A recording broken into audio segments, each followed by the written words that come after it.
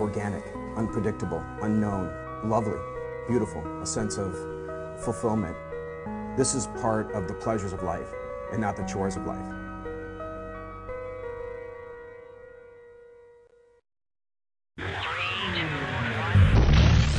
Up on Daily Iowan TV, Iowa City Police are increasing their watch on downtown Iowa City.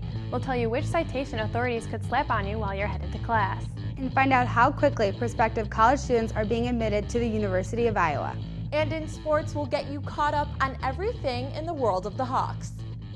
That's all coming your way next. Daily Iowan TV starts now.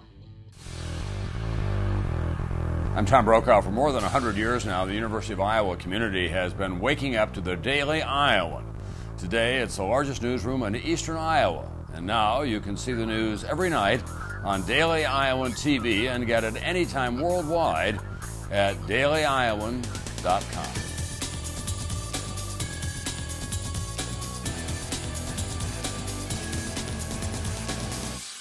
Thanks for tuning into your Tuesday edition of Daily Iowan TV. I'm Alyssa Bergamini. And I'm Christina Targos. Every year when students get back on campus, Iowa City Police increase their patrol of downtown Iowa City. And jaywalking is one of the offenses of which police are cracking down. Daily Iowan TV's Rebecca Hager tells us about the citation that is catching many students off guard. If you spend enough time in Iowa City, you'll see a lot of people jaywalking.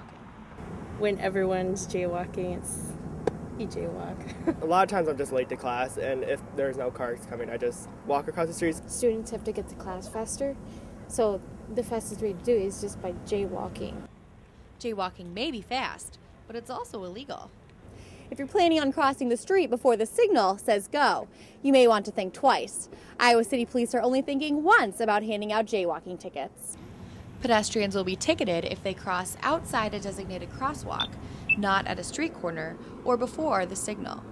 So just how much do these jaywalking tickets cost? $150. Maybe $50. Like $150? $95. That's a lot. Bingo. Jaywalking tickets cost a whopping $95, and many students think that's a high price for being in a hurry. It's a little overreacting, but even with the risk of getting a ticket, a few brave students say they'll probably jaywalk anyway.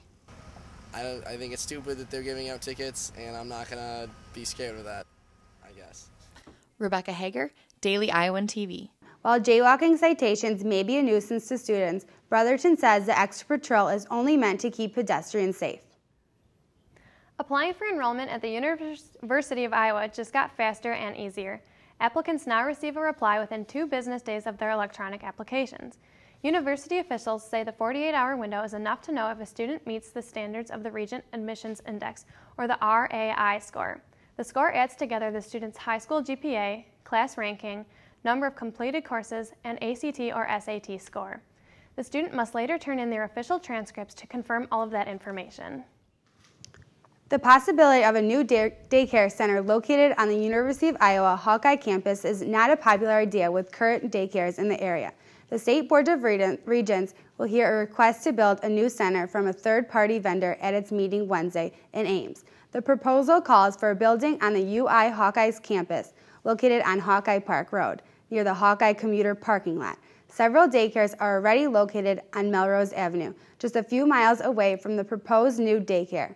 Some employees of those daycares say they are concerned about how new daycare will affect their businesses. The Board of Regents will also vote Wednesday on the appointment of incoming University of Iowa Vice President of Research and Economic Development, Daniel Reed. Reed's term will begin on October 15th. The Regents will vote on Reed's proposed salary of $345,000. Reed is the current corporate vice president at Microsoft. He has also been a professor at the University of North Carolina and the University of Illinois. The founder of an Iowa brokerage firm admitted to $200 million of fraud and embezzlement Tuesday. Details on Russ Wasendorf's case were made public at a hearing in Cedar Rapids. Wasendorf will plead guilty to mail fraud, embezzling customer funds, and 2 counts of making false statements to regulators. It is likely that he will face up to 50 years in prison. Wasendorf's company, Peregrine Financial Group, went bankrupt due to the scheme. Wasendorf was arrested after attempting to commit suicide in July. Less Iowans are seeking financial assistance from the government. State officials say requests from Iowans for cash assistance has reached a modern-day low. Just over 15,100 cases in the welfare program were reported in July. That's the lowest number of assistance requests since 2008. Before the recession increased, the need for the program officials say they expect the number to continue to decrease to the next few years, and then it will likely level off. Still to come on Daily Iowan TV, find out how local elementary school students remembered the victims of the September 11th attacks. And in sports, we'll bring you the highlights from head coach Kirk Ferentz's press conference. That's coming up in just a bit, but now let's check in with Daily Iowan TV's Whitney Blakemore for your local weather forecast. Thanks, Christina. Well, tomorrow we can be expecting almost perfect weather just like today. The day will begin a bit chilly as we will be only about 50 degrees with a clear sky, but it will quickly warm up to a high of 88 degrees as we reach the afternoon with partly cloudy skies. So enjoy the beautiful day while you can. Finally, as we head into the evening, it will slightly cool off to about 60 degrees. As we look on to the rest of our week, we can be expecting some rain until the weekend, so make sure you bring an umbrella with you. For Thursday, there will be an 80% chance of rain with a high of 70 degrees. And for Friday, there will be another chance of rain. Saturday and Sunday, we can be expecting some partly cloudy skies and temperature to be in the 70s. And finally, jumping into next week, we can expect Monday to be another partly cloudy day with a high of 77 degrees and a low of 48. That's a look at your weather. Back to you guys at the desk. Thanks, Whitney. And today is the 11th anniversary of the September 11th terrorist attacks in New York, Washington, D.C., and Pennsylvania. But rather than dwell on the past, about 30 students from Lucas Elementary School in Iowa City decided to remember the victims in a positive way. The students tagged and released monarch butterflies with the help of Wings of Hope, a monarch tag and release organization. At the end of the event at the Gay and Chia Funeral Home, the children shared their wishes for a better world as the butterflies flew away. Now let's take a look at what's happening around the world. Ex-professor Amy Bishop pled guilty on Tuesday to shooting 6 colleagues in a facility meeting at the University of Alabama. Bishop fatally shot her boss and 2 professors at the meeting in February 2010. 3 other university officials were shot and wounded. She previously pled not guilty by reason of insanity. Texas police charged Franklin Davis Sunday with the murder of 16-year-old Shania Gray. Davis allegedly raped Gray after using social media to arrange a meeting. Police say Davis confessed to the murder because he didn't want Gray to testify against him. And a human rights group is accusing rebels from Congo of war crimes. Human Rights Watch published a report Tuesday saying M23 rebel group is responsible for execution and rape in eastern Congo. The report claims the group kidnapped and enlisted 137 children and killed 33 young men who tried to escape. And now, Daily Iowan TV's Annie Constable is here for your look at Hawkeye sports. Hey guys, and welcome back to the Daily Iowan TV Sports Studio. We have a lot to get you caught up on, including some news and notes from the tennis, field hockey, and golf teams. But we start today with highlights from head coach Kirk Ferentz's weekly press conference. The Hawks head man met with the media today for the first time since the Black and Gold's home opening loss to in-state rival Iowa State last Saturday. The head coach discussed his squad's inefficiency in the red zone, dropped balls by the receivers, the improvement of the Hawks on the offensive line, and regression of the Black and Gold's backfield. For more on the Hawks' upcoming contest against the University of Northern Iowa, be sure to tune into Thursday's edition of Daily Iowan TV Sports Pregame. While Ferentz was busy discussing some of the negatives surrounding the Hawkeye football team, the Iowa women's tennis team broke into the headlines today after junior Ruth Seaborn and sophomore Shelby Talcott received word that they would be ranked in the International Tennis Association's preseason doubles rankings. Seaborn, a transfer from Florida State, posted a 5-2 record last fall for the Seminoles, while Talcott is coming off a freshman campaign that saw her net an impressive 14 victories for the Black and Gold.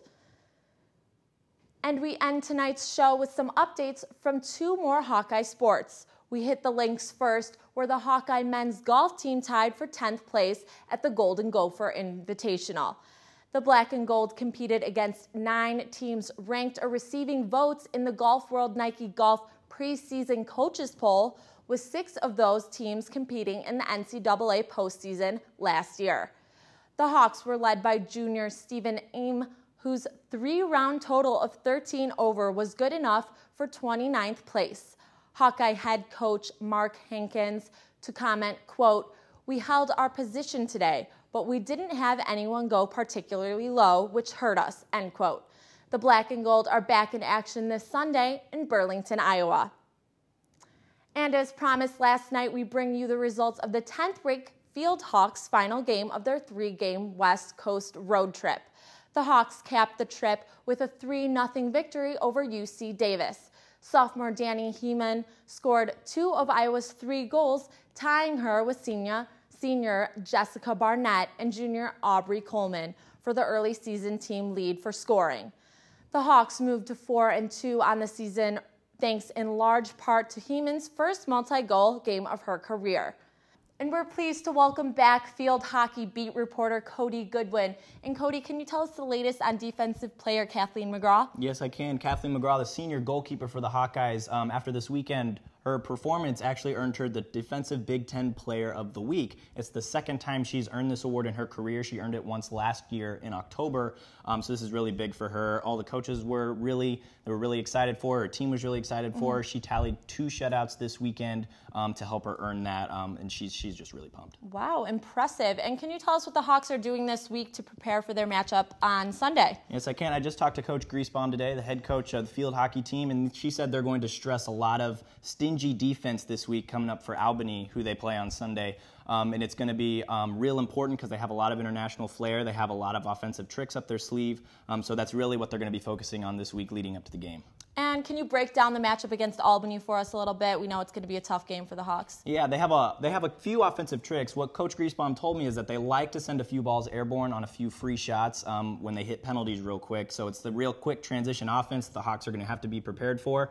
Like I said before, they're going to be focusing on that stingy defense. And they also said that they'd be focusing, again, on offensive penalty corners, something they've been struggling with, but they've been getting better as the season has gone on. And another thing they're also going to be focusing on is just offensive penetration. They did a real good job of that this weekend after rebounding on the Stanford loss from Friday. But again, that's just something they're always going to be working on.